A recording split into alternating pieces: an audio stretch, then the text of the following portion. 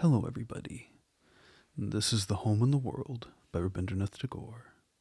Chapter 6, Sandip's Story, Part 7. Bimala sent for me that day, but for a time she couldn't utter a word. Her eyes kept brimming up to the verge of overflowing. I could see at once that she had been unsuccessful with Nico. She had been so profoundly confident that she would have her own way, but I never shared her confidence. Woman knows man well enough where he's weak, but she's quite unable to fathom him where he's strong. The fact is that man is such a mystery to woman as woman is to man. If there were not so, the separation of sexes would only have been a waste of nature's energy. Oh, pride, pride. The trouble was not that the necessary thing had failed of accomplishment, but that the entreaty, which had cost her such a struggle to make, should have been refused.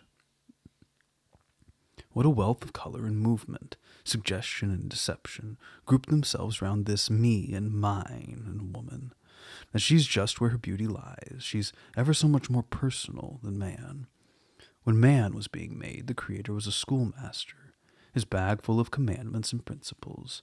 But when he came to woman, he resigned his headmastership and turned artist, with only his brush and paint box. When Bimala stood silently there, flushed and tearful in her broken pride, like a storm cloud laden with rain and charged with lightning lowering over the horizon, she looked so absolutely sweet that I had to go right up to her and take her by the hand. It was trembling, but she didn't snatch it away. "Bee," said I, "we're two colleagues, for our aims are one. Let us sit down and talk it over." I led her, unresisting, to a seat, but strange! At that very point the rush of my impetuosity suffered an unaccountable check. Just as the current of the mighty Padma, roaring on its irresistible course, all of a sudden gets turned away from the bank, it's crumbling by some trifling obstacle beneath the surface. When I pressed Bimala's hand, my nerves rang music, like tuned-up strings. But the symphony stopped short at the first movement. What stood in the way? Nothing singly. It was a tangle of multitude of things. Nothing definitely palpable, but only the unaccountable sense of obstruction. Anyhow, this much has become plain to me, that I cannot swear to what I really am. It's because I'm such a mystery to my own mind that my attraction for myself is so strong. If once the whole of myself should become known to me, I would then fling it all away and reach beatitude. As she sat down, Bimala went ashy pale. She, too, must have realized what a crisis had come and gone, leaving her unscathed. The comet had passed by, but the brush of its burning tail had overcome her. To help her to recover herself, I said, "Obstacles there will be, but let us fight them through and not be downhearted. Isn't that best, Queen?" Bimala cleared her throat with a little cough, but simply to murmur, "Yes." "Let us sketch out our plan of action," I continued, and I drew a piece of paper and a pencil from my pocket. I began to make a list of the workers who had joined us from Calcutta and to assign their duties to each. Bimala interrupted me before I was through, saying wearily, "Leave it now. I'll join you again this evening." And then she hurried out of the room. It was evident she wasn't in a state to attend to anything. She must be alone with herself for a while, perhaps lie down on her bed and have a good cry. When she left me, my intoxication began to deepen. As the cloud colors grew richer after the sun is down, I felt I had let the moment of moments slip by.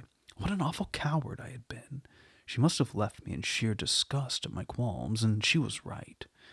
While I was tingling all over with these reflections, a servant boy came in and announced Amolya, one of our boys. I felt like sending him away for the time, but he stepped in before I could make up my mind. Then we fell to discussing the news of the fights which were raging in different quarters over cloth and sugar and salt. And the air soon cleared of all fumes and intoxication. I felt as if awakened from a dream. I leapt to my feet, feeling quite ready for the fray. Bande Mataram. The news was various. Most of the traders who were tenants of Harishkandu had come over to us. Many of Nico's officials were also secretly on our side, pulling the wires in our interest. The Marwari shopkeepers were offering to pay a penalty if only allowed to clear their present stocks. Only some Mahomedan traders were still obdurate. One of them was taking home some German-made shawls for his family. These were confiscated and burnt by one of the village boys. This gave rise to trouble.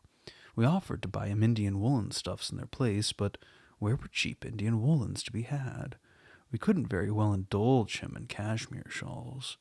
We came and complained to Nikhil, who advised him to go to law. Of course, Nikhil's men saw to it that the trial should come to nothing, even his law agent being on our side.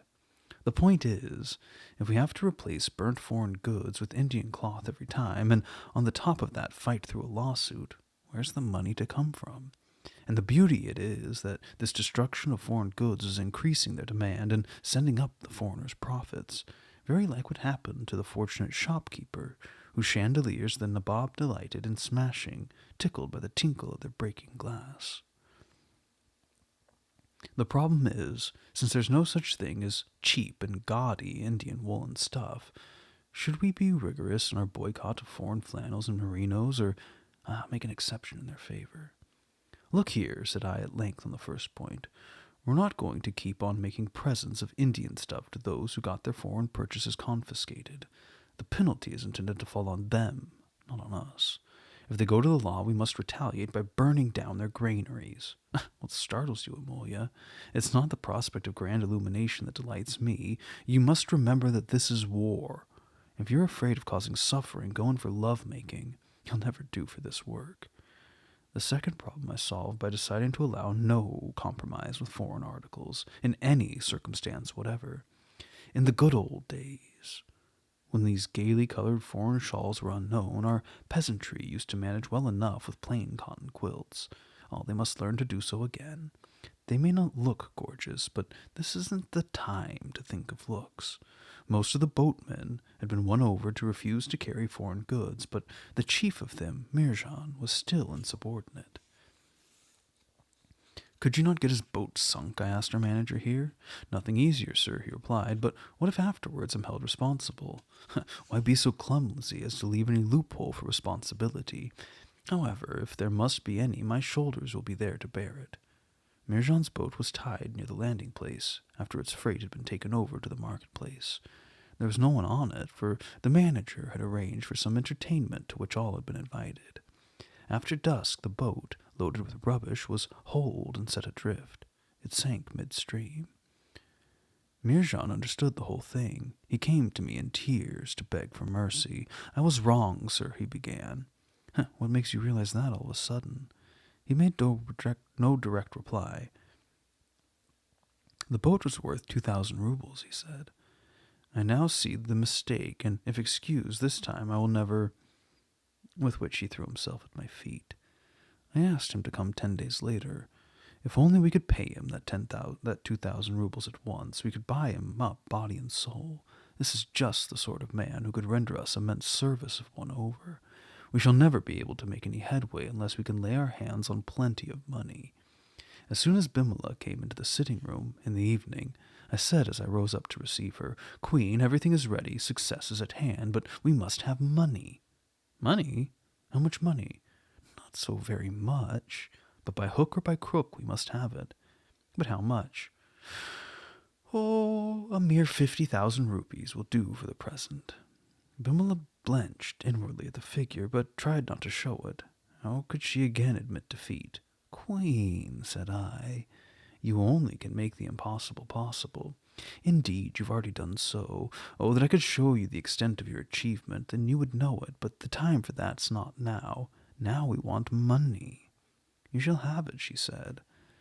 I could see that the thought of selling her jewels had occurred to her, so I said, your jewels must remain in reserve. One can never tell when they may be wanted. And then, as Bimala stared blankly at me in silence, I went on, this money must come from your husband's treasury. Bimala was still more taken aback. After a long pause, but how am I to get this money? Isn't his money yours as well? No, she said, her wounded pride hurt afresh. If not, I cried, neither is it his, but his country's, whom he's deprived of it in her time of need. How am I to get it? She repeated. Get it you shall and must. You know best how. You must get it for her to whom it rightfully belongs. Bande Mataram. These are the magic words which will open the door of his iron safe, break through the walls of his strong room, and confound the hearts of those who are disloyal to its call. Say Bande Mataram, B. Bande Mataram.